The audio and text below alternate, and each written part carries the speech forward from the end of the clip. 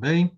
Você está aqui no canal Outro Livro, Conversas Literárias. Eu sou o Ricardo Pedrosa Alves, sou escritor, professor e agora entrevistador, né? Estamos chegando aqui a quase 100 entrevistas aqui no canal. E a gente tem aqui basicamente três playlists, uma de narrativas, uma de poesia e outra de estudos, ensaios.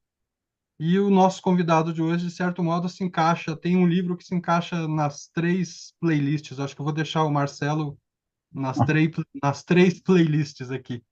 Seja bem-vindo, Marcelo Ariel, aqui que está aqui com a gente. Obrigado, Ricardo. É um prazer. Também Mas, tudo é uma conversa. As conversas são, para mim, o mais importante, os diálogos, né? O encontro e o diálogo são tudo, né? São a- as sinergias que podem mudar o mundo, né? A amizade, o encontro e o diálogo são forças maiores que o capitalismo, né? pois é, Marcelo, teve alguém que falou aqui que eu continuei a fazer esse tipo de diálogos aqui com o fim da pandemia, né, que foi algo muito presente naquele período. Mas eu acho que a gente precisa disso cada vez mais aqui. Essas conversas têm sido muito, elas se iluminam mutuamente, né? E o Marcelo hoje vai falar aqui com a gente sobre o livro dele, né? Um dos livros recentes aí, o Afastar-se para Perto. Tá aí, eu li no Eu, PDF esse livro. Afastar-se para Perto tem o subtítulo ali Ficção Vida. Saiu pela Reformatório, São Paulo, 2024. Tem 200 páginas. Traz um texto ali de orelha do Cláudio Willer e um pós-fácil do Edson Luiz André de Souza. Estava conversando antes, um livro cheio de camadas, assim, muito rico nas proposições, nas indagações que ele nos coloca. Gostei muito, Marcelo, desse livro aí. É o teu último, né? é o mais recente. É um livro híbrido, né? Eu acho que todos nós estamos, de certa forma, condenados, no bom sentido, né? No sentido que ninguém mais fala do Sartre, né? Sentido sartreano, porque é uma espécie de liberdade, né? Condenados ao hibridismo. E condenados ao hibridismo e ao improviso. Eu acredito até que o improviso em nossas vidas, né, essa crise imensa que se tornou a vida, nossas vidas, a vida de todos nós, né, sem exceção, praticamente, ele leva a uma necessidade de hibridismo, de mistura. Ele leva a certas demandas da imanência. E, lá, dentro do hibridismo, existe a alteridade. Podemos até dizer que existe, que a alteridade começa dentro, já que ninguém tem acesso realmente ao pensamento dos órgãos, né? Sabe, a gente não se estranha. A gente estranha a nossa voz, a nossa própria voz gravada, a nossa imagem, no fundo, são completamente estranhos, são um pouco de alteridade. Podemos dizer que existe uma auto-alteridade, né? Que produz um Uhum. certo vazio que existe para receber a alteridade, que é o exterior. Então, existiria uma alteridade interior e uma exterior para mim. Uma diferença radical que a gente sente dentro de si, porque eu não acredito que dentro de nós está um eu. Eu não acredito que os órgãos tenham um eu.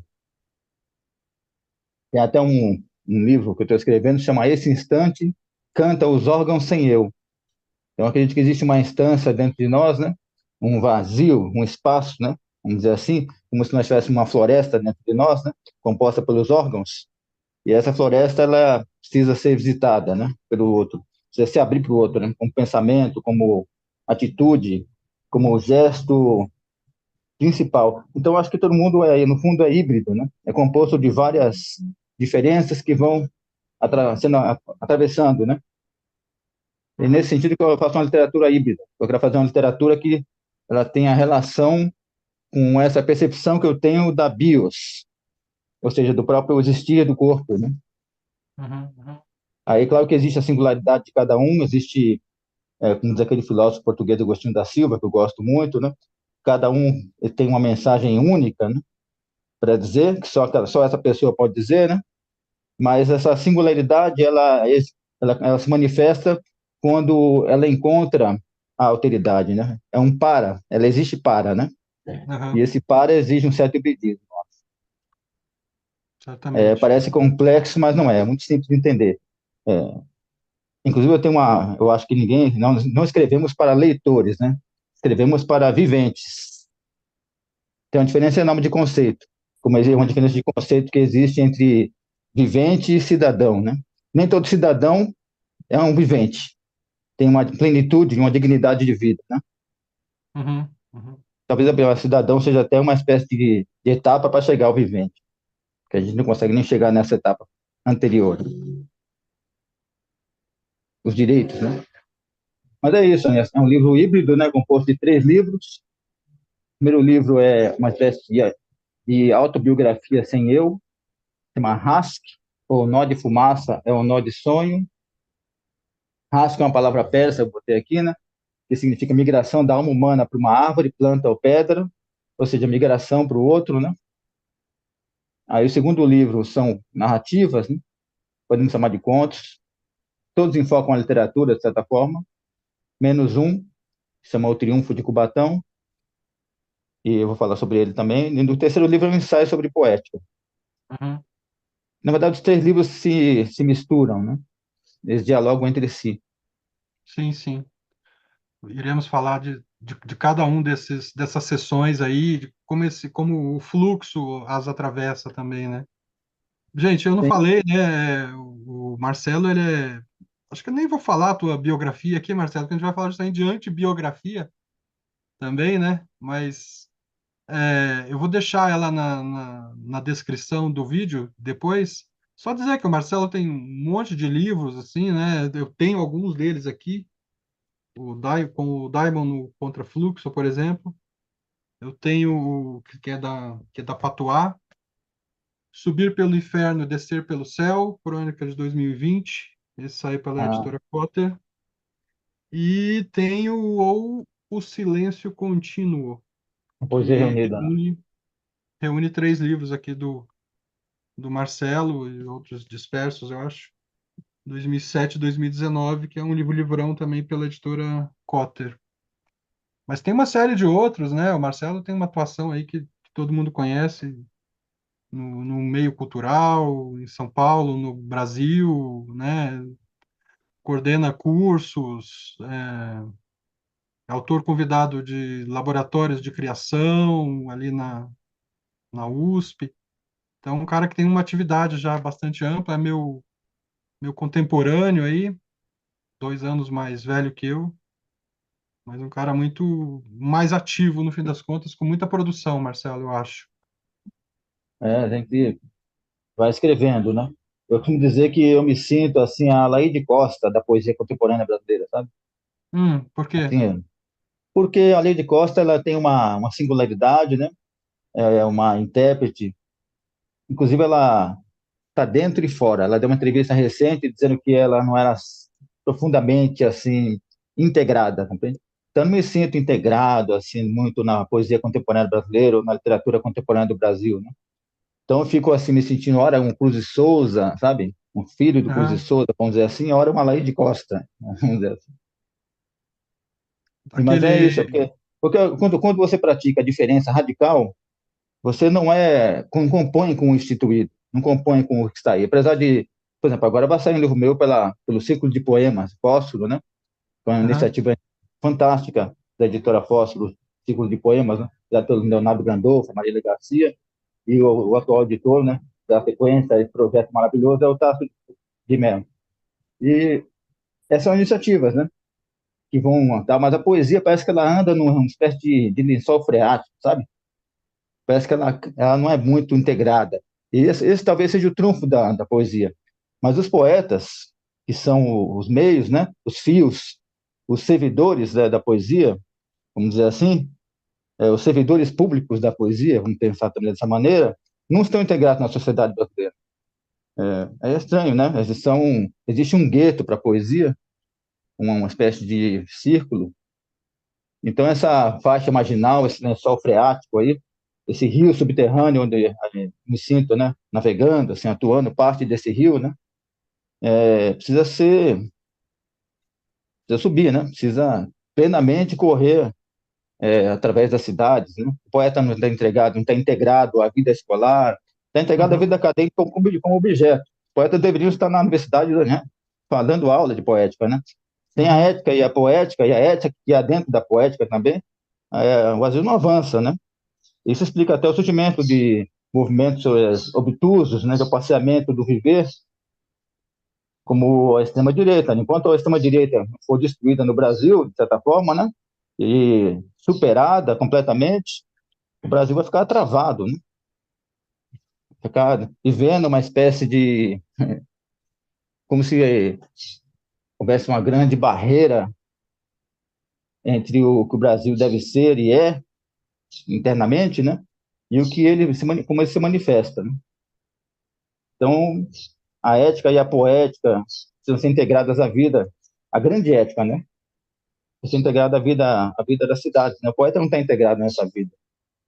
Tem uma biblioteca aqui, mais ou menos 200 metros de onde eu estou falando com você, e toda vez que eu vou lá tentar propor alguma coisa, ela está fechada. Uhum.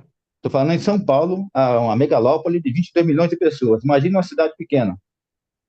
Então, é tudo uma grande decoração, né? Um grande cenário de horror. E a gente precisa começar a praticar o que eu chamo de vida plena, né? De vida digna. E para isso é preciso integrar o poeta, né? Integrar todas as atividades que envolvem a alteridade e o diálogo, né, profundo, e a comunicação, a expressão mais profunda, né, do que a gente chama de humanidade, de Agora, certa Marcelo, forma. você falou há pouco aí que se sente pouco integrado, que a poesia, de fato, não está integrada na vida cultural brasileira, na vida, na política, digamos assim, e que você se sente pouco integrado também dentro desse mesmo sistema, já pouco integrado por si só, mas você tem muita leitura elogiosa, você é um cara bastante lido, você é publicado, né, comenta-se. Eu fiz um concurso há um ano atrás para professor, não fui aprovado, mas fiz lá o concurso, e saiu o tema poesia contemporânea. Numa sala lá de 30 pessoas, duas trabalharam com a sua poética especificamente. Então eu acho que você é um cara lido, né? Assim, Isso é uma espécie de triunfo, né? Mas eu quero dizer o seguinte, é como se o sistema editorial, o sistema cultural brasileiro, nesse sistema a poesia fosse, vamos dizer assim, entre aspas, uma espécie de Palestina, compreende? Ela uhum. não fosse realmente integrada. Ela digamos, existe uma integração, vamos entender. Um processo que eu chamo em vários momentos em ensaios meus de inclusão para excluir melhor. Então, ela é, vamos dizer assim, estudada, mas não compõe a vida mesmo, cotidiana, né? Dentro não tem a força força que eu digo de inserção que tem o romance. A poesia não serve para fugir da realidade, é isso que eu quero dizer. E todo o sistema cultural, editorial, investe muito no que eu chamo de objeto é, ou falsa subjetividade estratégica, né? Desses objetos, romances, tais, etc., que são, no fundo, maneiras de fugir um pouco da realidade, de contornar a realidade. Né? Essa é a ficção, né? Vamos dizer assim. Eu chamei até de ficção vida meu livro por esse motivo, né? É ficção, mas tem uma tensão com a vida, a poética, né? Então, não sei, eu acho que existe uma coisa em relação até aos negros, a todas as diferenças, sem exceção, existe uma inclusão para excluir melhor. Elas não são realmente integradas. O brasileiro não aceita realmente a alteridade profundamente, embora tenha uma vocação, né, para isso, porque o Brasil é composto é uma espécie de composição de genocídios, massacres e alteridade. Mas a terceira coisa é a alteridade. Seria aquele amor da bandeira brasileira, a bandeira que foi tirada da bandeira. Ficou só a ordem, o progresso e não colocaram o amor. O amor seria essa demanda da alteridade profunda que falta, né? Tanto na bandeira quanto na vida. Mesmo porque países são uma ficção idiota, eu acho, né? Países, Aham, fronteiras, a gente aham. está nessa bobagem ainda. Mas digamos que enquanto existe isso, os valores, né, deveriam ser todos voltados para a integração e a inclusão profunda, né, da diferença e das diferenças radicais, né? O É... indígena, por exemplo, o indígena é integrado? Não é integrado. Ah, sim. Então, de certo modo, poeta, me sinto um poeta, um indígena, entende? Um Yanomami, assim, na poesia brasileira. Então, digamos que o Krenar está na Academia de Letras, mas o indígena não está lá e nem estará. O indígena estava no Museu Nacional, né? Foi incendiado lá. As línguas, né? Toda a cultura, boa parte da memória cultural foi incendiada lá dentro, né? Isso é um evento simbólico, né? Então, a reparação é muito, com comparação com o massacre, a reparação é muito pequena, entende? É um átomo de reparação para galáxias de massacres, vamos dizer Uhum, assim. uhum. Sim, Nesse catastrófico. sentido, né? É nesse sentido. Porque a vida cultural hoje, não, ninguém está vivendo realmente de escrever, a gente escreve para revistas, escreve para jornais, e parece que houve um massacre também nesse meio de expressão e atividade, né, econômica. A gente ganha muito pouco, virou um subemprego, compreende? Me sinto meio também, parece que houve uma uberização na cultura brasileira também. E tudo isso faz parte, né? A gente não está integrado, embora me estudem nas universidades, eu não dou aula na universidade, compreende? Nem sou convidado para ser artista residente nenhuma. É, o que pode acontecer depois da morte, existe aquela coisa que a sociedade faz como tentativa de absolvição, que é dar um honoris causa para a pessoa, né? Um honoris causa, assim, quando está ficando bem velho, né? Uhum, Ou quando já morreu, depois é morte. Isso é a mesma coisa, uma coisa até, eu acho que até sabe com isso. uhum, Então, eu uhum. quero ser valorizado em vida, né? Não no sentido capitalístico. Embora todo mundo foi capturado pelo capitalístico, estamos até aqui do capitalístico, né? Todo mundo foi capturado. Todo mundo virou uma certa, todos nós, escritores, poetas, todos os sistemas de vida da cidade que operam na cidade, de alguma forma, todos nós fomos capturados e viramos um pouco empresários de si mesmo. O que é o mesmo que dizer auto-escravos, né? Vamos dizer assim, pessoas que se escravizaram a si mesmas, né? Burocratizaram seus afetos, seu tempo, né? Isso eu não desejo, estou longe disso, pela distância.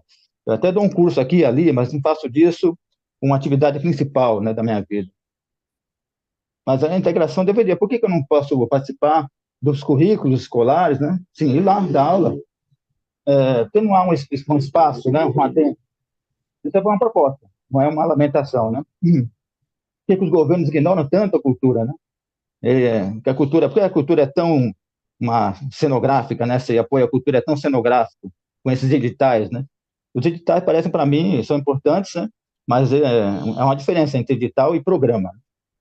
Programas e fundos para a cultura, fundos, inclusive fundo perdido, investir realmente na cultura e na educação, né? Integrar o ensino e a cultura, né? A ética e a poética, né? Vamos dizer assim, dentro da vida mesmo. E no Brasil a vida escolar é muito parecida, muito próxima da vida prisional. Compreende? Desse elogio do trabalho escravo, da uberização, desse empresário de si mesmo, desse negócio que empurra o capitalístico, goela dentro das crianças, né? Produzindo, Uhum. inclusive, depressão, né? Acho que a gente está na contramão, né? Poetas, né? Agora, tem essa coisa da poesia contemporânea, eu acho que ela é ainda um pouco covarde, né? Ela um pouco se rende também ao que eu chamo de autoficção, que eu não faço isso aqui, né? Que é se voltar muito para a própria experiência, uma expressão de singularidade única, né? Para mim, a singularidade é composta. Ela só existe realmente quando ela é híbrida, uma singularidade híbrida. Como minha vida está misturada com outras vidas, que ela é singular.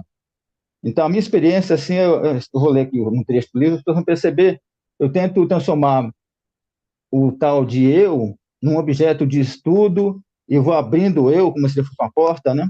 Para fazer dele um conceito de radical, né? Um sentido radical de abertura dessa experiência, né?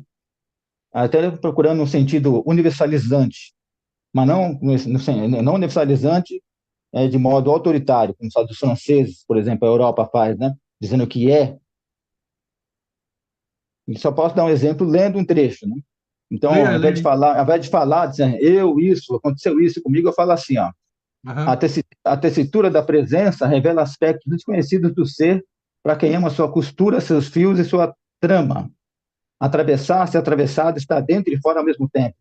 As diferenças sutis entre frequência e atravessamento, doação e generosidade, quando a literatura só é possível fora da literatura. E o teatro só pode ser sublime fora do teatro. quando o estranhamento expande a solidão até a copa das árvores, e a palavra até o silêncio das pedras, ele se torna uma virtude? É a minha pergunta. Isso é uma experiência que passou, eu tive uma experiência e transformei nisso, numa espécie de proto-poema ensaio. Então, esse hibridismo do poema com o ensaio, entendeu? Essa abertura do eu, para que ele se torne uma proposição, uma pergunta. Nosso eu existe para ser uma pergunta, para ser uma porta aberta para fora. E só para fora o eu. Então, de certo modo, tem uma frase que eu fiquei pedindo para mim mesmo desde os 11 anos, que é sair da frente da vida para que ela aconteça, né? E esse ela é o outro. Então, é isso, né? Tem um movimento também que sai do eu para mim, e do mim para ele e ela, entende? Que está até implícito em algumas obras do estranhamento no Brasil, radicais, fantásticas, como a da Clarice Lispector, né? Eu fui, de certo Uhum. modo, iluminado pela Clarice Lispector, né? Pela leitura da Água Viva. E a Clarice Lispector é isso, ela transforma a experiência dela em uma abertura, uma pergunta. E Sim, um eu texto estou tentando radicalizar a experiência da Clarice, expandir com sensacional esse aqui. livro aqui, com esse livro, por exemplo, né? A questão é continuar, né? Esse estranhamento. A Clarice Lispector não foi integrada em vida ao sistema, embora tenha ganho prêmio e tudo, né? Prêmios não são é, prêmios não são crítica, não são estudos profundos, não geram aberturas e expansão, geram comercialização, geram os prêmios são isso aí, né? Eles tornam conhecida uma obra, mas não sei se esse conhecida significa que ela será lida em profundidade. Embora eu estou dizendo aqui, né? Claro que vai ser lida, né? Mas não estão no lugar da crítica, que torna acessível a estrutura de uma obra, que vão tornando ela um objeto vamos dizer assim, de visitação, vão abrindo realmente, né? Inclusive os prêmios criam uma espécie de imposição daquela obra, né? Ela se torna Assim, até um objeto hegemônico, né? Do sistema editorial, cultural, econômico, né? Então, existe uma espécie de, aspas, ditadura dos prêmios, né?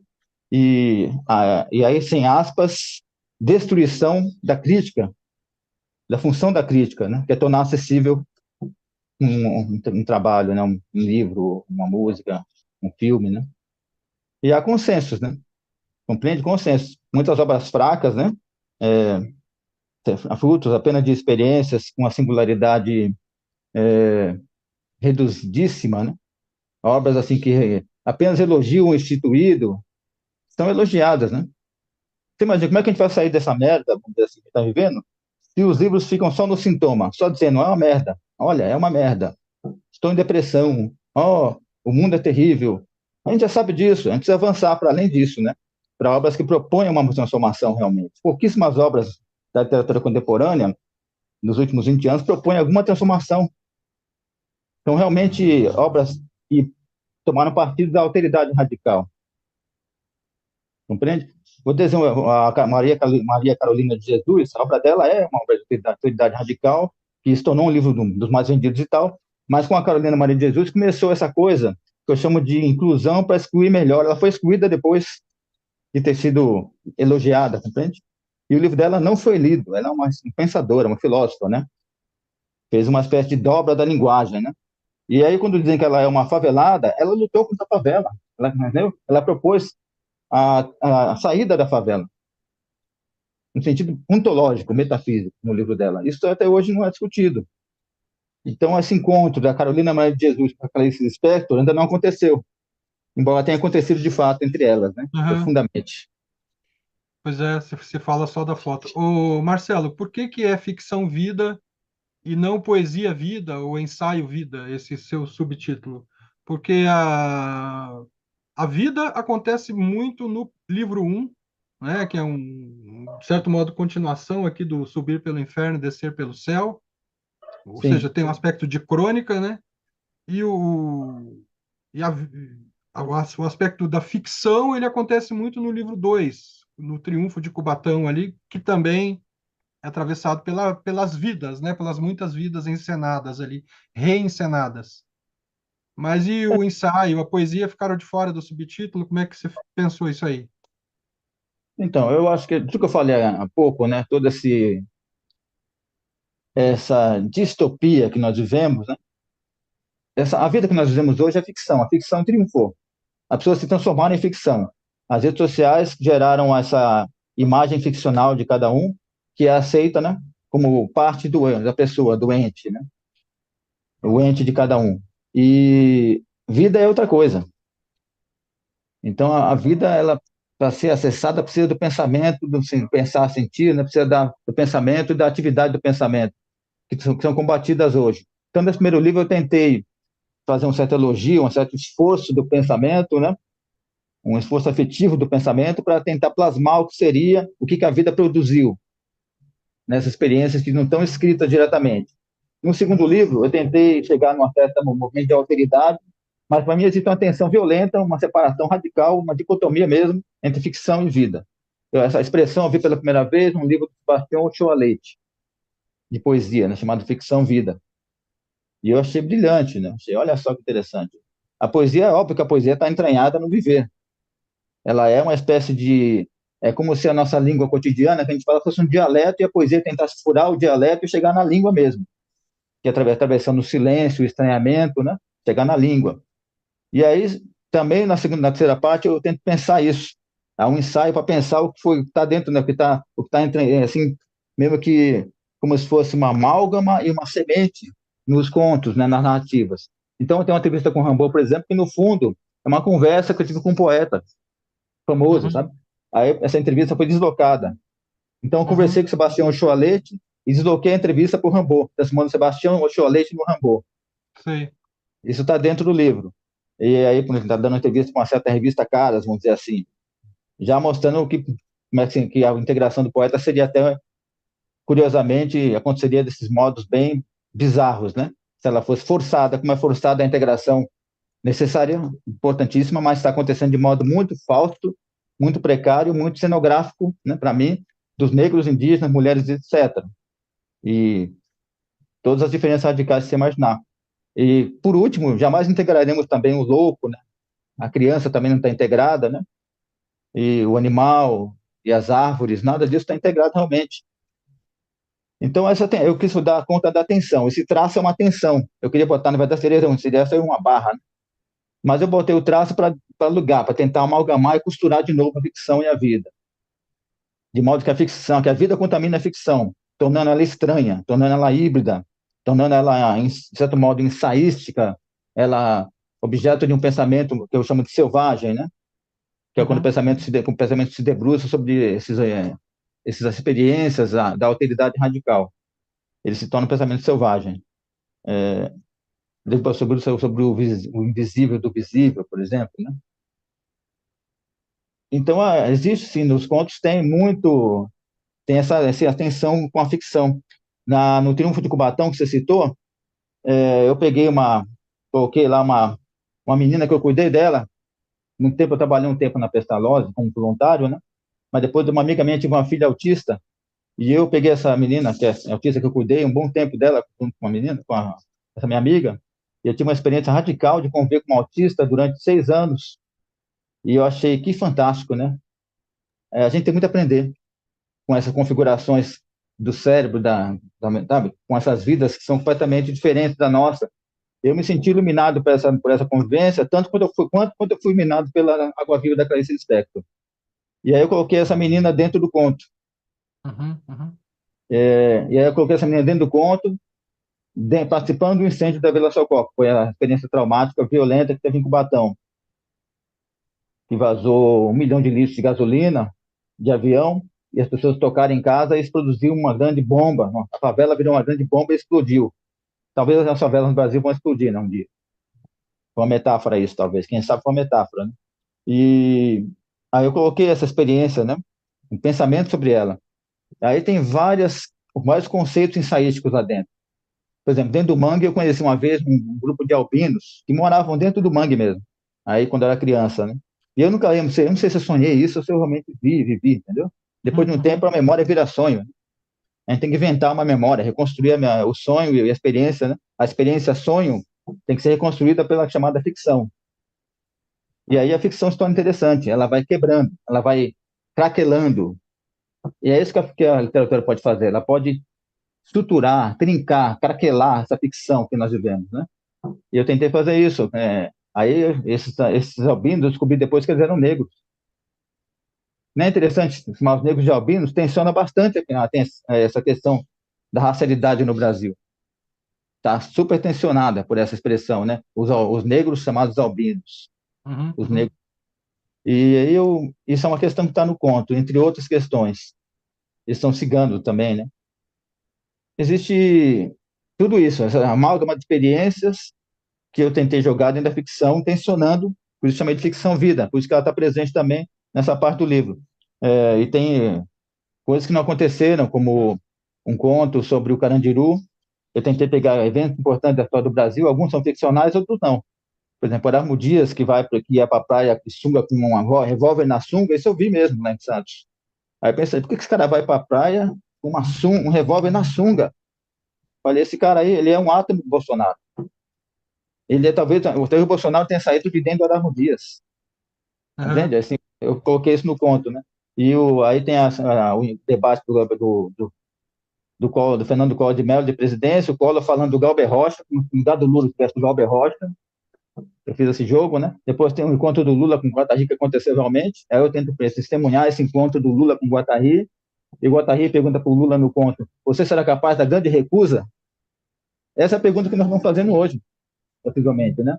O Lula é um grande político, um estadista e tal, mas diante dele se coloca esse enigma, esse desafio da grande recusa de um sistema que vai cada vez mais tentar truncar o governo dele, né?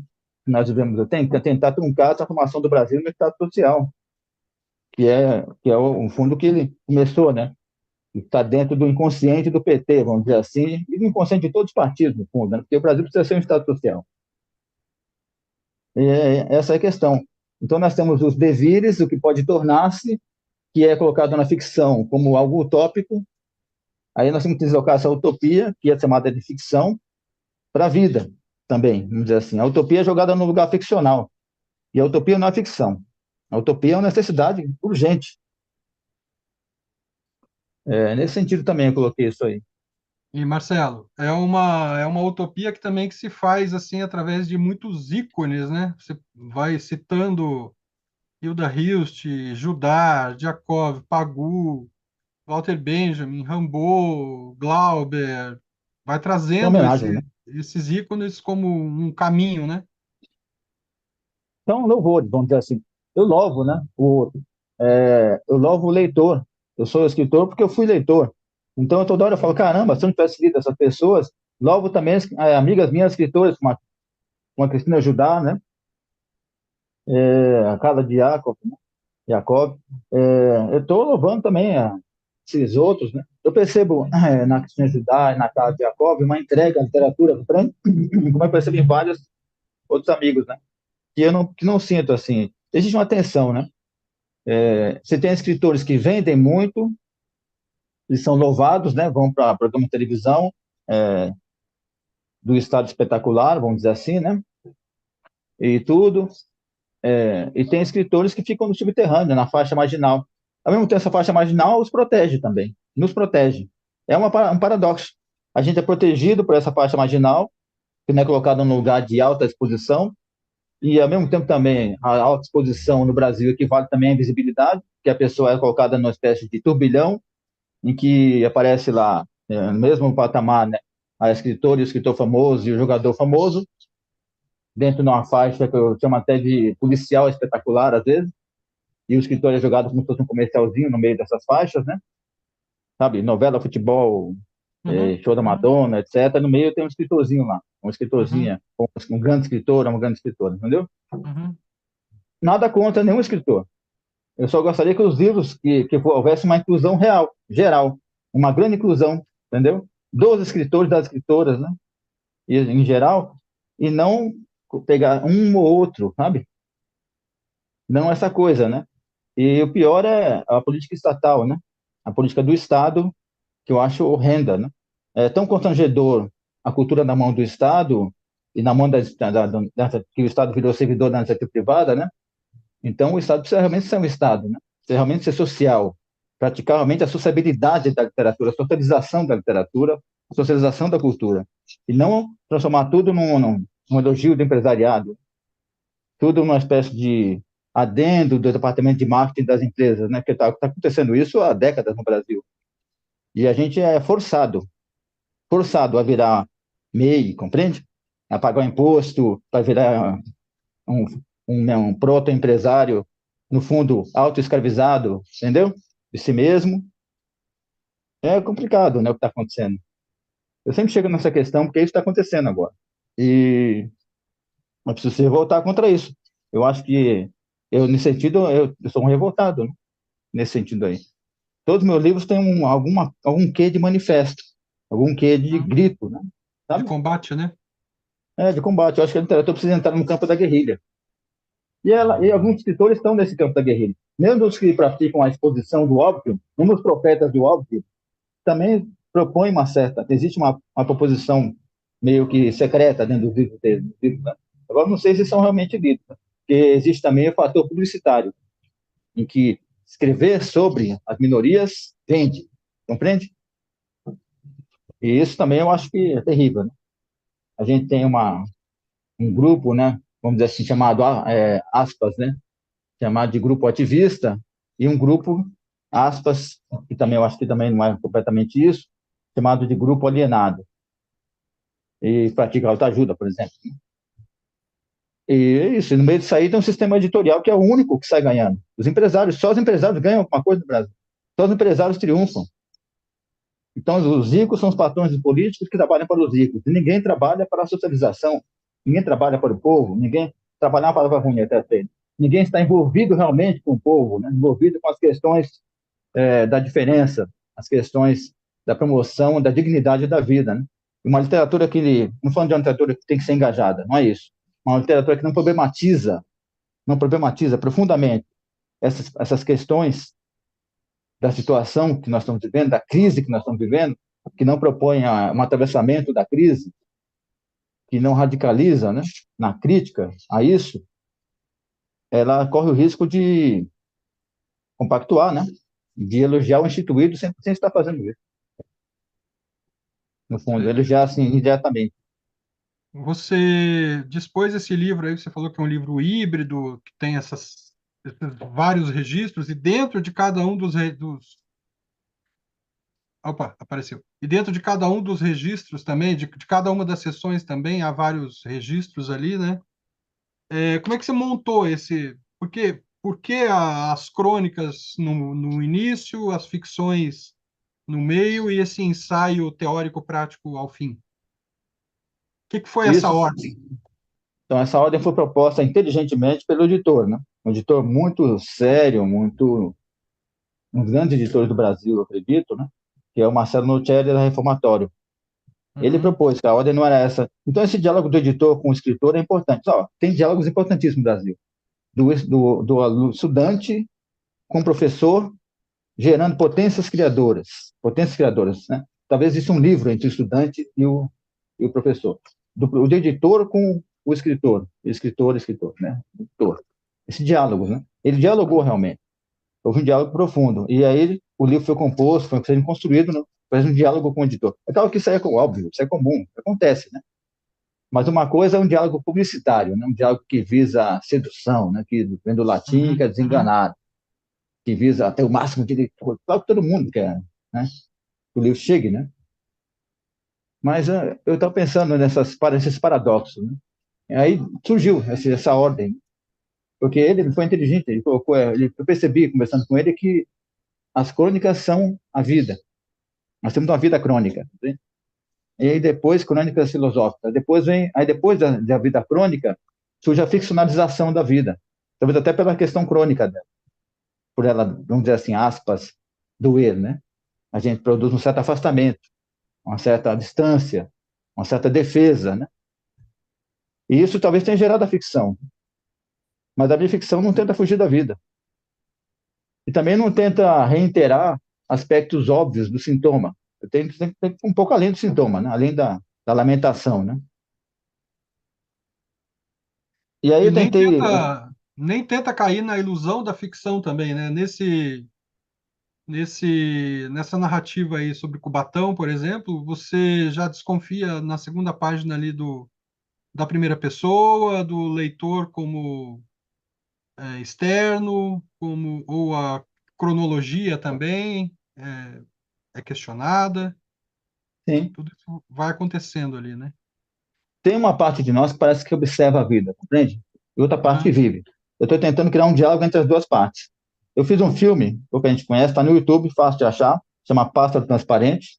É um filme que eu faço ficcionalmente um poeta, né? Construo um poeta que sou eu mesmo, que faz uma viagem de Cubatão para São Paulo, e nessa viagem se passa 1000 anos, mais ou menos. uhum, sei. E aí, lá eu digo uma coisa, no filme, eu digo assim, nós somos superiores aos anjos, eu faço uma crítica da religião e tal. Aí tem um conto chamado Diálogo Dentro do Halo, em que a primeira coisa que eu coloco no conto é, quando você disse que éramos superiores aos anjos, o que você quis dizer com isso, né? Aí tem um diálogo, eu continuo o diálogo do filme aqui dentro, tentando, esse diálogo com quem? Esse diálogo com a parte que observa. Então, quanto mais a parte que observa, que não intervém, que percebe que o capitalístico é um horror ficcional, um cenário de horror, que essa história de que a vida é uma guerra, é uma grande ficção, tudo isso, quem precisa intervir realmente na vida na cidade, né? Sair mesmo, sair como fazer gestos radicais.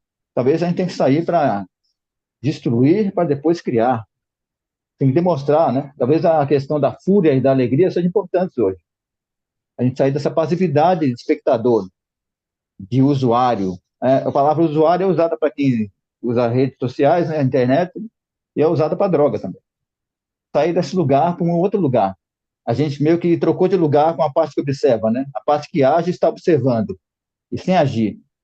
Entendeu? E eu fico pensando nisso, né? A gente ficou, viramos espectadores da vida, observadores, né? Eu estou falando isso porque a literatura tem uma importância. Tem gente que não sabe. Foi um escritor, que eu acho que não foi o Márcio Moreira Alves, né? Que entrou na política, foi a primeira pessoa, né? Foi lá no Congresso, ele que falou que era uma ditadura militar, né? Levantou e falou: Isso é uma ditadura militar, não é um governo, entendeu? Tem uma Sei, questão de sei. revelação, uma questão importante para a literatura. Claro que a política partidária é insuficiente. Precisa da ação direta, precisa sair na rua e demonstrar.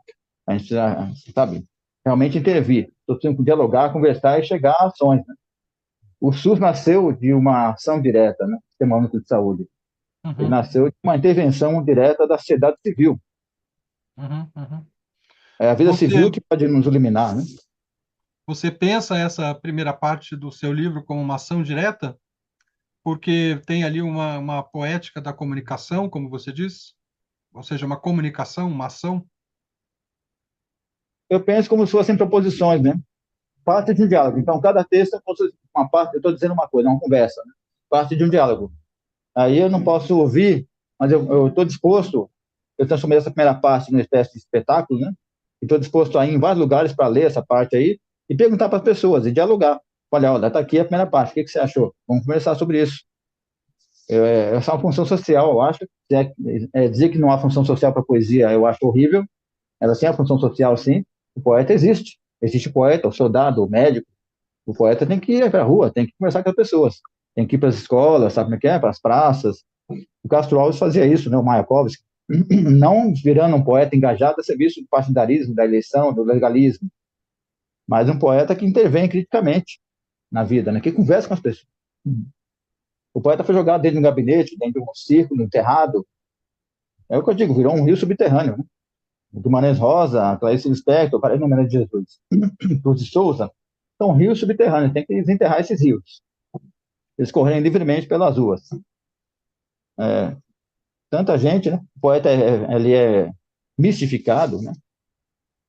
E a gente tem que desmistificar o poeta, inserindo ele na vida cotidiana. Você vai na livraria, a poesia está num cantão escondido lá. É quase que regra isso. É É. um cantinho lá para poesia. Uhum. E aí alguns poetas, né, mais aparecem ali e tal. Mas depois que morre, parece que o poeta é inserido, né? As sociedades capitalistas, em geral, ou não, né? Ou proto-capitalísticas, né? As sociedades autoritárias, as sociedades em geral, gostam de poeta morto. E, de todo modo, é preciso ressuscitar esses poetas, né? Tem de cada leitor, né? Sim, sim, sim. E uma das questões ali principais é a inclusão como mais um engodo, é isso? essa armadilha identitária que aparece em alguns dos textos, seria um dos temas, né? Que tem um outro texto em que você fala que a burguesia paulistana edita o Brasil está em chamas, mas essa burguesia insiste no pacto da branquitude que subalterniza pretos e pretas. Acho que essa um dos aspectos de combate ali mais fortes, né? Eu vou ler o texto. Eu começo o livro, eu sempre vou do social para o metafísico, tentando fundir os dois. Então, eu vou do Aham, mais social para o mais metafísico. E tá. o livro começa assim: ó, uma treta fala assim, o mercado, e o mercado editorial é parte dele, apesar dos surtos de inclusão, é totalmente refratário à diferenciação, leia-se a alteridade. Segue tendências falsamente inclusivas, ou seja, cria guetos como novas vitrines exclusivas, novas categorias, devidamente maquiadas para não perturbarem o senso comum, o instituído. Tudo tendo como base a ideia do autor como celebridade, do domínio público como lucro privado, do marketing como principal ética vetorial tentacular, ou seja, você vende seu eu marca agregado aos valores da classe média e burguesia, né? E escreve segundo as demandas que o eu mercado aponta a partir das tendências falsamente inclusivas. Artistas, esses termos está gasto, você, dizem amém para todas as estratégias do mercado de nivelar e anular as diferenciações. Um intelectual negro, sim, são categorias, eu sei, que atua fora do lugar, atua de modo coerente com sua emanação no mundo, com sua natureza. Porque, como disse recentemente meu amigo, aí eu cito o Manuel Ricardo de Lima, em um diálogo no evento Raias Poéticas, né, que eu organizei com o Luiz Seguilha, a poesia é fora. Talvez seja uma antiforça do fora. Completo. Livros escritos ou qualquer obra de arte criada dentro de uma ética da diferenciação jamais serão apenas produtos. Existirão em tensão constante com o mercado, criando inclusive uma faixa de leitores da diferenciação, leitores estranhos. Pensa nos livros do próprio Manuel, nos livros do grande Vicente Francescini, Carolina Maria de Jesus, no livro da Maria Gabriela Lanchol, Clarice Lispector, flores que nascem e florescem debaixo da terra, fortalecidas pelas águas dos rios soterrados. É nesse sentido que eu falo, a gente precisa, sabe, desenterrar diferente. Eu não sei nem se o diferente pode ser colocado dentro da categoria do humano, ele precisa ainda ter o direito de ser humano, sabe? Como falou a Grada Quilomba recentemente numa entrevista. Uhum. Tem essas etapas, né? Uma vez que você desenterrou, sabe, colocou a luz, né? E finalmente houve uma expressão, um ato de expressão, aí começa o que eu chamo de humanização, que houve uma grande desumanização. Como há uma grande desumanização dos palestinos, existe, é uma coisa muito sutil dizer isso, né? Uma desumanização também dos poetas, dos escritores. Mas é muito sutil, compreende? É colocado no lugar. A celebridade é uma desumanização também. É que a gente não Uhum. percebe isso. É um processo muito sutil. E aí a pessoa é colocada num campo místico que, na verdade, não tem nenhuma função mística. Compreende? Seja quem for ela. É uma espécie de mito que não tem mais relação com o humano, relação com a vida social. Isso é então, uma coisa terrível. Eu estava falando disso no começo da nossa conversa. Eu não quero esse lugar. Então eu fico vivendo num não lugar. Como durante muito tempo, a Laide Costa não era nem citada como uma cantora importante dentro do gênero que ela criou, que é a bossa nova, que ela ajudou a criar, né? Então é nesse sentido, compreende? Então eu estou na literatura contemporânea agora, por isso que ela também está sendo citada agora que estou chegando quase a 60 anos, eu começo a aparecer um pouco, sabe, a ser desenterrado. É nesse sentido que eu estou falando, né? Mas eu acho Uhum. ótimo, maravilhoso, não estou reclamando, né? Mas que demora, né? Sim. O Brasil é muito lento na inclusão. E quando Uhum. ela acontece de maneira parcial, lenta, ela é combatida pela própria sociedade, você entendeu? É uma tensão violenta. Então, tá bom, eu sou de tomado aceito. Só que se eu for num bairro de classe média alta de São Paulo, a polícia vai me parar lá, você entendeu? Eu posso ser preso, confundido com algum bandido. As pessoas que estão na calçada vão mudar de calçada. Porque Mesmo sabendo que eu sou escritor. claro, porque Tem que, o emparedado lá do Cruz e Souza não é só no poema, né? E eu acho que essa primeira parte fala bastante disso, né? Que esse emparedamento ele acontece na vida, né? No fim das contas. você vê, o jornalismo cultural, ele ele pratica uma espécie de vitrine, uma vitrine, né? Ele faz o elogio, né, da mudança social, mas não coloca os protagonistas dessa mudança dentro do seu ideário, dentro do seu conteúdo, da sua consistência. O que ele pratica é a barganha com o governo, pela falsa crítica, né? O tempo todo. E assim a gente vai indo, o escritor sonhando, a maioria, sonhando com o seu livro entrar no PNLD, acho que é isso, né? O governo Hum, compra 600 mil. Qual a diferença de um escritor empresário de si mesmo e de um membro do Centrão? A diferença é cada vez menor. Eu não estou falando que os escritores têm que tomar combatidos nem nada, mas internamente nós jamais seremos isso. Mas na prática, há muita gente, né, do mundo da cultura, do sistema cultural, começou a se tornar isso. Compreende? Então, eu acho, vamos voltar a ser perigosos, nós, escritores, vamos voltar a ser estranhos, vamos realmente praticar uma crítica séria, vamos começar a criticar o instituído, no sentido de, assim, quando for nos lugares, a gente vai praticar essa crítica do instituído, né?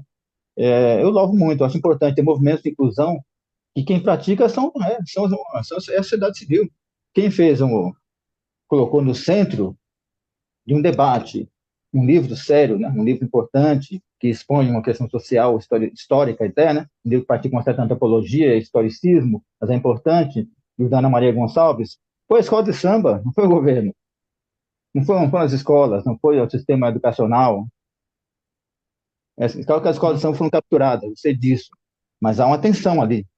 uhum, Falar de um livro que as pessoas não leram profundamente, e de repente uhum, começaram a ler, né?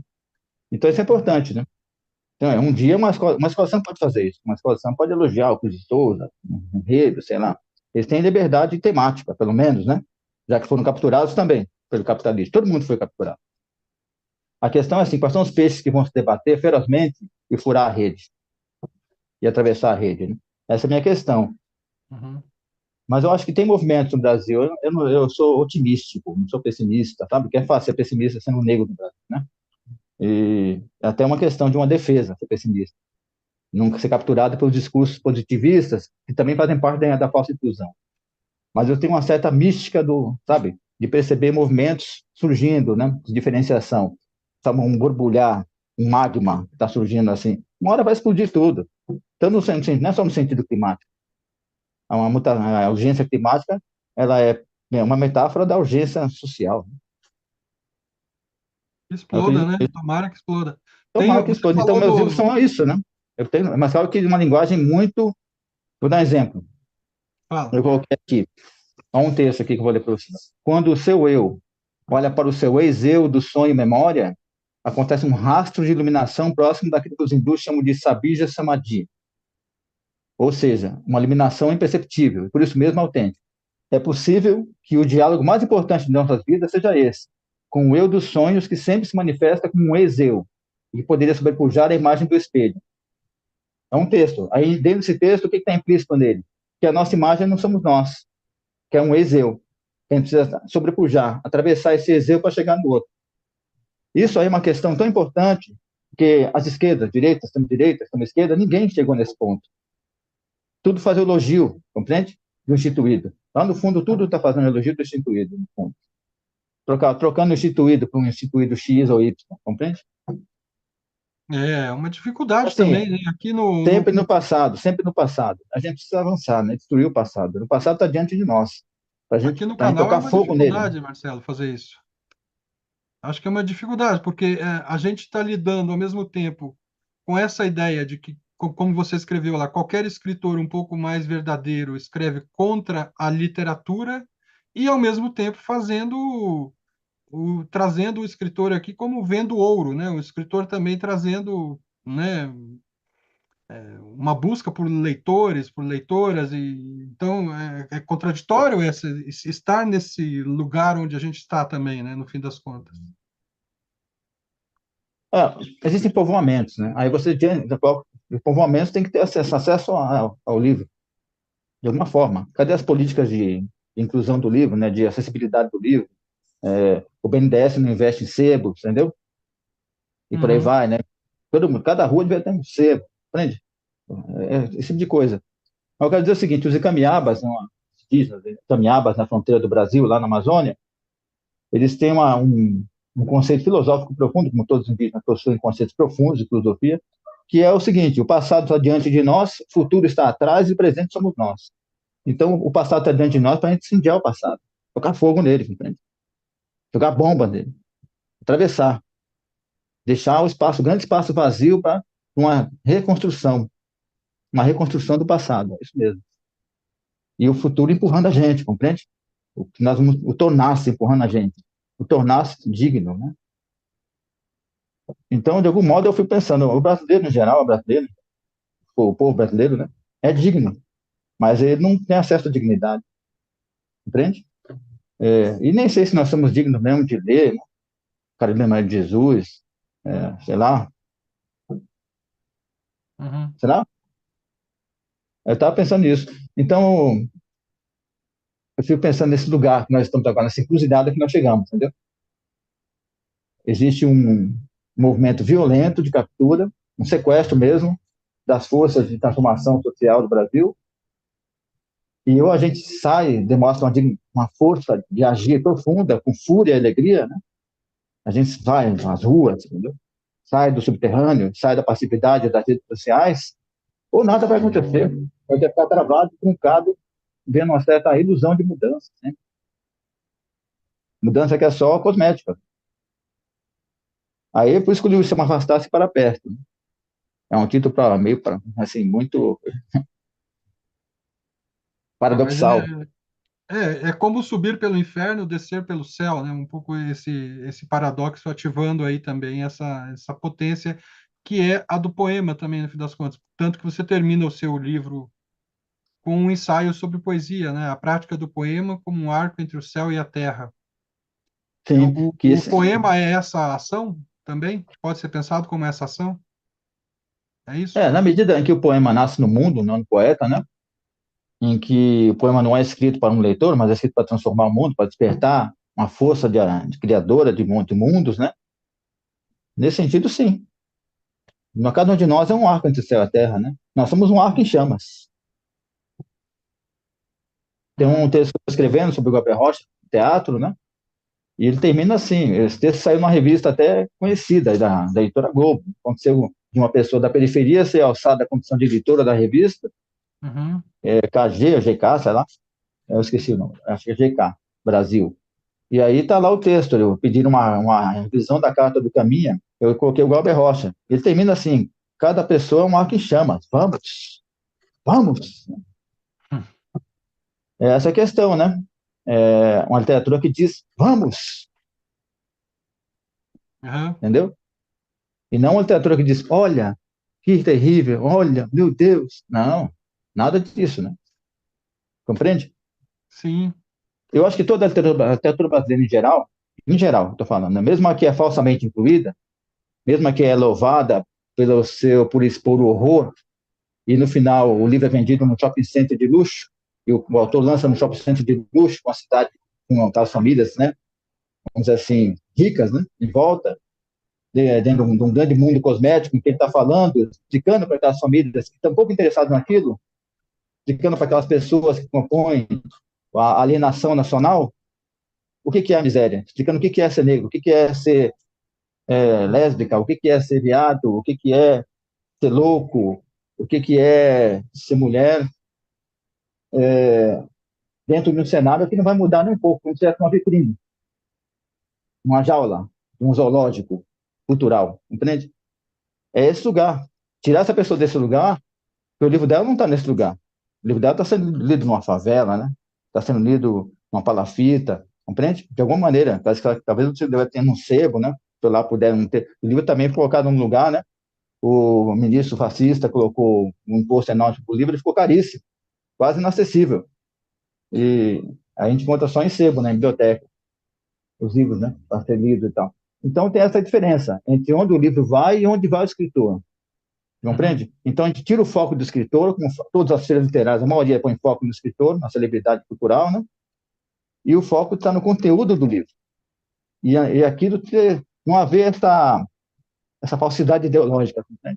Vamos dizer assim, de o uhum, cara bater o capitalismo no livro e elogiar o capitalismo na prática da promoção do livro. É a tensão, é um paradoxo. Nós estamos no capitalismo, mas estamos combatendo, compreende? Estamos em tensão com ele, violenta. Ele tem que se transformar, ele precisa ser destruído. Isso é óbvio isso aí. Marx é atualíssimo, não é Uhum, isso? Existe até uhum, um Marx selvagem, existe uma questão assim de um encontro entre Karl Marx e os Yanomamis, que precisa sim. acontecer também no Brasil. Então, é nesse sentido que eu acho que quando o escritor fala no shopping, ele vai falar contra o shopping.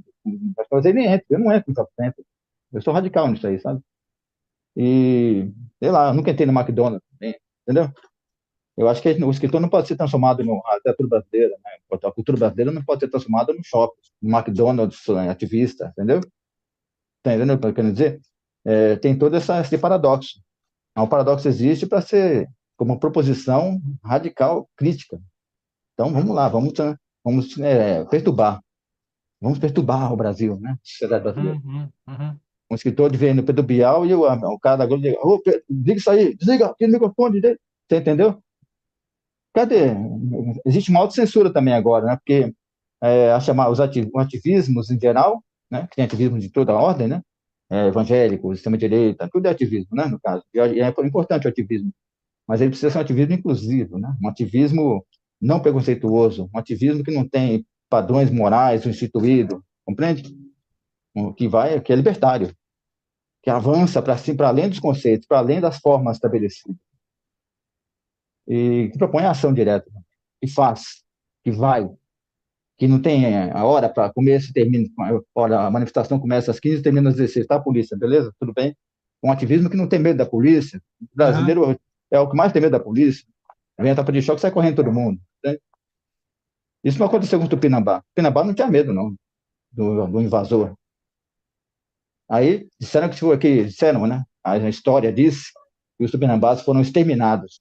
Aí não deu 3, 4, 5, 6 décadas, né? Algumas décadas, surgiram de novo os tupinambás. De onde vieram? Estavam aonde? No subterrâneo, enterrados, no mesmo lugar onde está a grande cultura brasileira. Essa é a minha equação. uhum. Marcelo, fala um pouquinho para a gente dessa terceira parte do livro. Essa, inclusive, funciona como oficina, né? Você vai propondo determinados exercícios de eclosão do poema. Fala um pouco disso.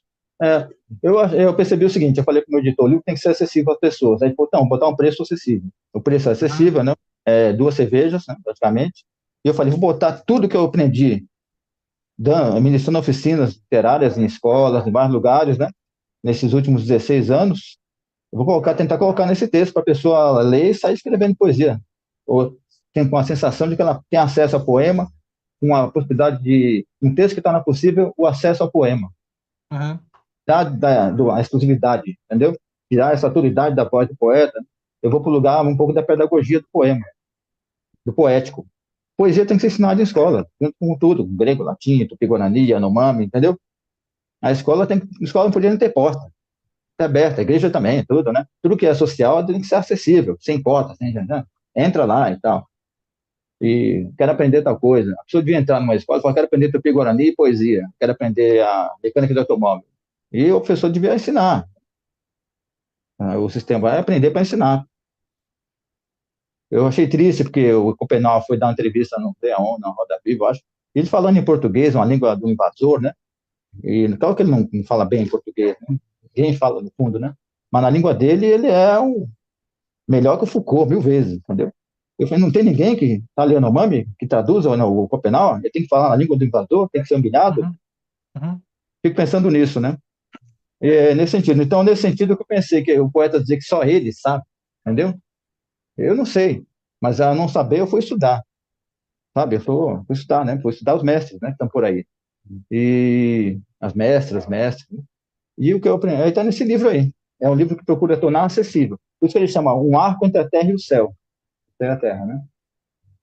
Que é a função mesmo do poeta, né? Céu não é lá do... Céu uma espécie de mundo ideal, digno, né? Um bem viver digno. Céu é isso. É por que a poesia não pode ser poeta, não? Porque todo mundo é poeta. Essa é a minha questão. Democratizar a poesia ao máximo. Eu termino. Ele tem uma ordem no livro fantástica. Ó. O último conto é o diálogo entre Jean Genet e o Carlos Lamarck, com o francês e o capitão. Uhum. Aí, desse diálogo do Jean Genet, poeta, com o guerrilheiro, surge a oficina, um ensaio místico político. Por que místico? Porque a pessoa tem que sair um pouco, ela tem que entrar dentro dela, tem que encontrar um ponto de impulso para sair para fora de uma vez. E esse ponto de impulso a gente chama a mística, né? O pensar si, não pensar o eu, pensar o si mesmo. E depois lá dentro questionar o eu, né? Questionar essa couraça, tudo acontece dentro da couraça na nossa vida. Quebrar essa couraça um pouco, até um ponto sensível nela e sair. E isso é uma poética. Poética é uma ação, né? Quer dizer, poética quer dizer ação, né? Então faltam as poéticas, né? A poética que é, trinque, quebre o mercado, no sentido de o mercado virou. O mercado é o fascismo, né? O fascismo está na Faria Lima, etc., em São Paulo, né? O mercado é isso, é o grande empresariado. E o mercado é o fascismo. O fascismo é o consumismo. Você entendeu? Quebrar isso aí, um pouco. Então, quebrar esse negócio. Uma poética que quebra isso. Uma poética da economia. Entende? Uma ação que quebra isso aí. É claro que essa ação vai ser imbuída, né? Atravessada de fúria e alegria. Uhum. Eu acho Uhum. que a manifestação do Brasil é muito triste, viu? A gente sai na rua para gritar e depois vai para casa triste. Não, nada disso. Vamos ficar na rua até cair. Até cair a autonomia do Banco Central, até que o Centrão sabe, seja destruído mesmo, compreende? É isso, até que aconteça uma espécie de instauração de um tornar-se público realmente. As coisas tornassem públicas, né? Cumpra-se o que é público, né, no Brasil, já tem um sentido que a vida foi militarizada, né? A nossa vida foi militarizada, uma desmilitarização, um despoliciamento da vida. Você vê os ativistas, né, esquerda, direita, não interessa da onde, praticando policiamento, pô, agindo como polícia, né? Isso aí tem que acabar, né? Isso é horrível. Como é que você vai combater uma coisa se você pratica uma coisa? Você é igual ao que você combate. Então, eu fico pensando nessa diferença que tem que ser instituída no modo de agir. A história do Brasil não pode ser o medo da polícia, cara, é a passividade profunda, né? O espectador do horror, que acha que postou uma coisinha ali e está resolvido. Eu queria que Uhum. todos nós fôssemos lá para a Palestina lutar, você entendeu? Contra o exército de Israel. É isso mesmo, lutar. Ir lá e tomar partido. Não, não vai fazer isso, não. Você entendeu? E aí, cadê os povos do mundo corajosos? Não tem, né? Mas se você pensa no caso Lamarck, é isso. Essa é a poética do caso Lamarck. Poética né, da Rosa Luxemburgo, a poética da Emma Goldman. Essa é a poética, né, da Marília César de Moura, da Patrícia Galvão. Você entendeu? Por que a gente não é digno dessas poéticas? Você está entendendo? Aí termina com esse diálogo do Jean Genet, que não aconteceu. Mas eu escrevo como se tivesse acontecido. Uhum. Aí termina assim, ó.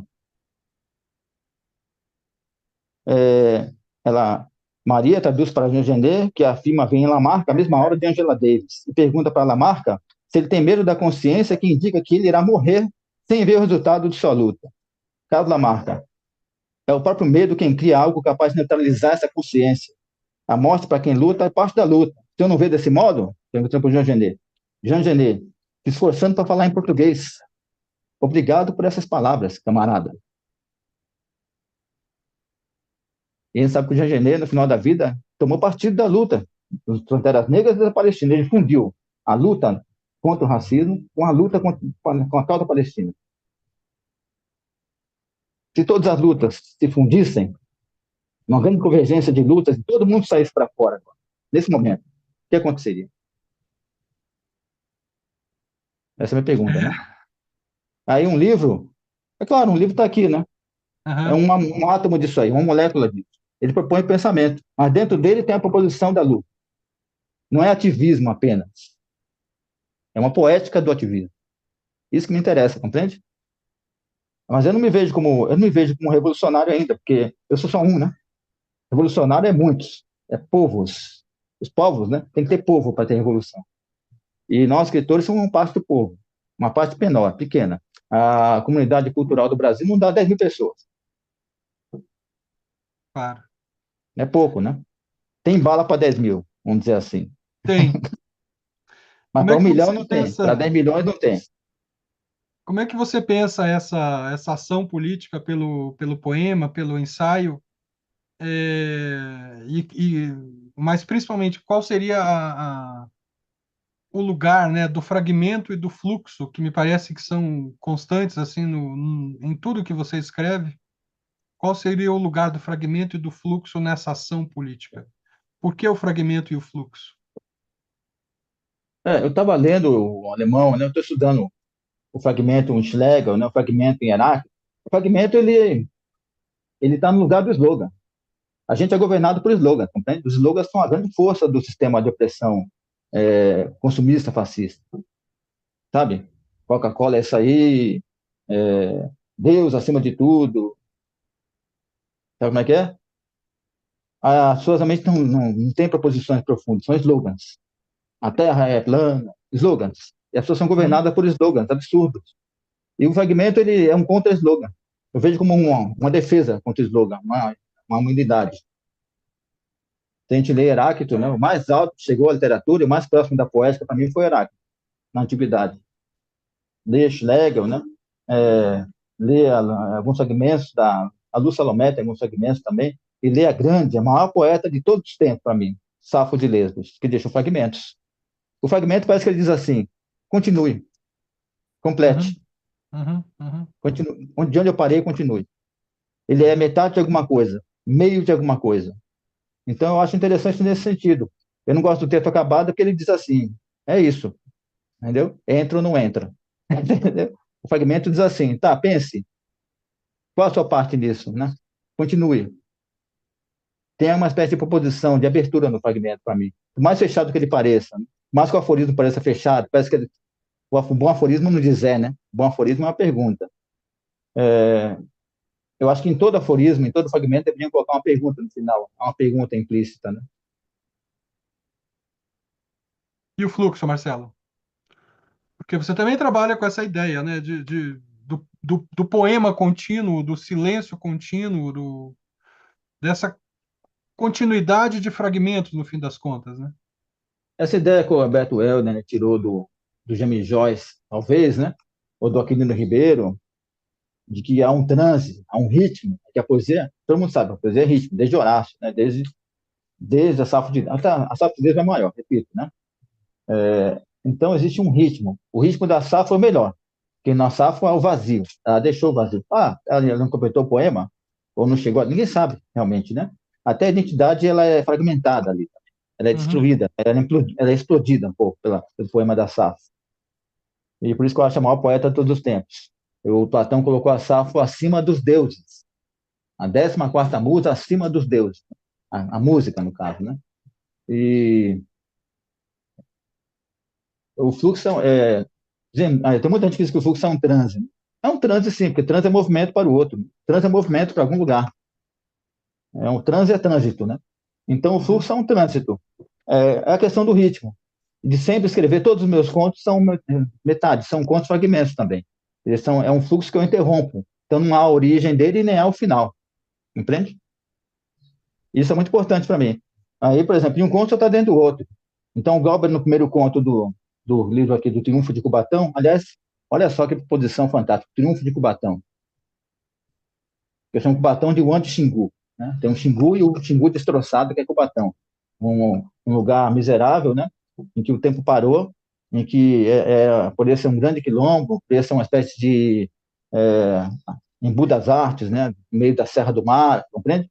Aí foi lá o sistema fascista da ditadura militar e falou: vamos industrializar onde há mais natureza, vamos encher de indústria, vamos Uhum. escravizar essas pessoas, vamos poluir o máximo que a gente puder, fazer essas pessoas cobaias da poluição também.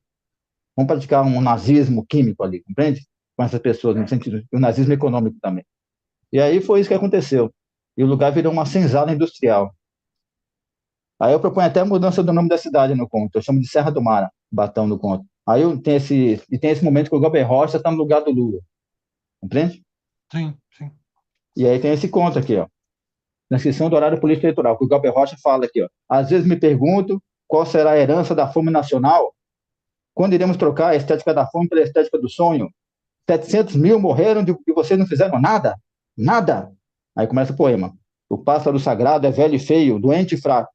O pássaro sagrado que vive dentro de um ouro no alto da árvore que entra nas nuvens. Com as penas da coroa desse pássaro se faz a coroa da eternidade. É injusto que a história seja feita pelo povo e escrita pelo poder. O poder que não teme seu povo não combate a pobreza. A pobreza que repercute de tal forma que o pobre se converte num animal de duas cabeças. Uma é fatalista e submissa, a razão que o explora como escravo. A outra, na medida em que o pobre não pode explicar o absurdo de sua pobreza, é naturalmente mística. O poder constrói a miséria, que é uma degradação da pobreza, e usa politicamente a fome. O povo não come, mas tem vergonha de dizer isso. E, sobretudo, não sabe de onde vem essa fome. Sabemos nós, que fizemos esses filmes feios e tristes, esses filmes gritados e desesperados, onde nem sempre a razão falou mais alto. Nós sabemos que a fome não será curada pelos planejamentos de gabinete, que os remendos das telas não escondem, mas agravam os tumores. Assim, somente uma cultura da fome, minando suas próprias estruturas, pode superar-se qualitativamente. E a mais nobre manifestação cultural da fome é a violência. Diante do apocalipse da fome, dou meu vaticínio de profeta. Eu, Galber Rocha, não morri na cruz na sexta-feira da paixão. E depois do terremoto, segui minha vida pelo mundo. E essa é a terceira e definitiva do Palácio Rio Branco. Rará a luz do século 30. O rei da morte será o rei da vida. O povo pobre será o povo rico. A cruz desaparecerá e os símbolos serão infinitos. O povo estará unido em torno do grande pajé, espelho do Deus, e os signos conjugados criarão um horóscopo sem destino. Pereira poder, e assim guiarei as 12 tribos em direção ao inferno, e das cinzas do inferno nascerá o paraíso.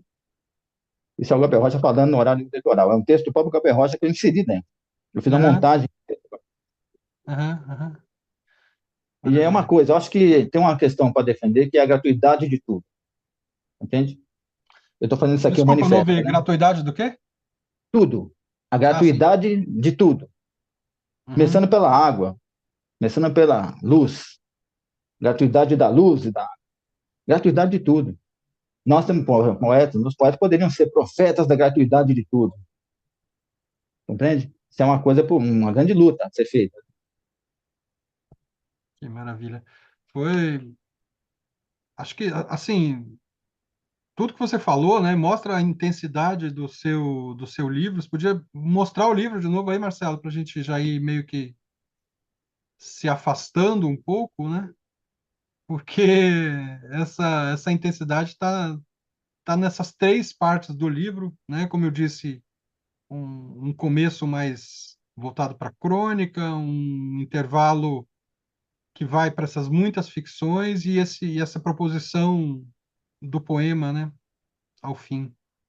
Maravilha mesmo. O que mais, Marcelo? Vamos fechando? Você quer ler mais um trecho? Quer falar mais algum aspecto que eu deixei passar? Que É, deixamos passar? o final do livro termina, né? Quando eu termino todo o pensamento sobre o poema, né? O ensaio místico, político sobre o poema, termina assim, ó. Eu vou mudar o texto enquanto eu vou ler para você. O poema retornará contranatural, como o riso dos mortos, chamando rente ao vão, que é onde começa o livro, né? Um conto chamado O Vão. O poema devolve ao mundo as palavras que vieram do mundo. O poema é uma reanimalização da linguagem. O sonho acordado acessível através da janela de ônibus para a consciência não é suficiente. Por isso, a migração para o pensamento dos órgãos, do inconsciente, que é parte das florestas, não apenas do nosso corpo, precisa florescer e espalhar seu pólen, que nada tem a ver com o nosso eu, porque é aquilo que se desprende dele como conhecimento amoroso do mundo. Uhum, Termina assim o livro. que ótimo. E aí tem a prefácio do Edson, que é um psicanalista, crítico, né, de arte e filósofo, Eu que é gostei muito interessante. de um aspecto que ele falou, né, desse texto do Edson Luiz André de Souza, que ele Isso. fala que é um livro memorial, né? Acho que Sim. dá uma bela síntese do É, trabalho eu aí. acho que é isso, né? Memorial dos vivos. Eu acho que é Aham. uma função não. Uma força, ou antiforça, melhor, uma antiforça da literatura, ela é memorial dos vivos. Esse ano se completa o centenário, né? Esse ano é o centenário do Osman Lins e do Franz Kafka. Nada mais urgente, né? Que Osman Lins, da Guerra Sem Testemunhas, Uhum, uhum. professor, né? Do ensino, a gente fosse do ensino fundamental, acho que é isso, ensino secundário. Ele é professor, seria isso hoje, né? Ele era um professor de escola, né? Trabalhou como professor de escola, era um gênio, né? Brasileiro, Osman Lins, e o Franz Kafka, né? Que expôs o sintoma. E os romanistas têm a rainha dos cásteres da Grécia, que é um livro extraordinário, todos deveriam ler. E Sim, está sim. soterrado. Sim, Quem leu os Marlinhos?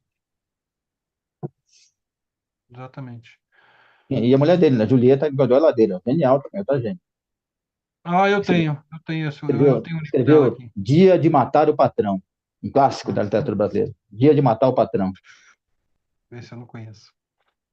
Os contos, né? Marcelo, quero te agradecer, cara. Foi, assim, uma conversa muito boa e, assim, foi ótimo te ouvir no fim das contas, né? Porque já tinha sido ótimo te ler, Afastar-se para Perto, Ficção Vida, Vamos e terminar lendo aqui, viu? Lendo vou mais um deixar trecho. na descrição do vídeo, eu deixo a mini bio do Marcelo, que eu não falei, e também o link para vocês irem atrás desse livro aí. Fala aí, Tem um Marcelo. textinho que fala da tela. Nós estamos aqui na tela, né? A tela, sabe?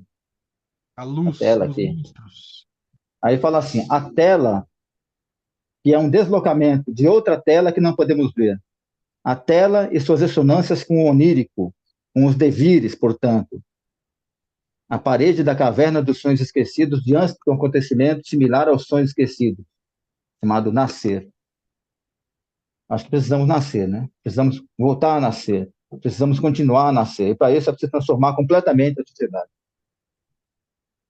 Daí também a epígrafe, né? Sim, as Vai falar epígrafes, né, que tem no livro no de começo, infância, né? né? A criança que és em sua luta perene para permanecer dignamente viva. Isso. Essa Aí tem nota uma aí, questão, né? A luta dedicatória. para permanecer. Eu acho que isso, a cultura brasileira está nisso, né?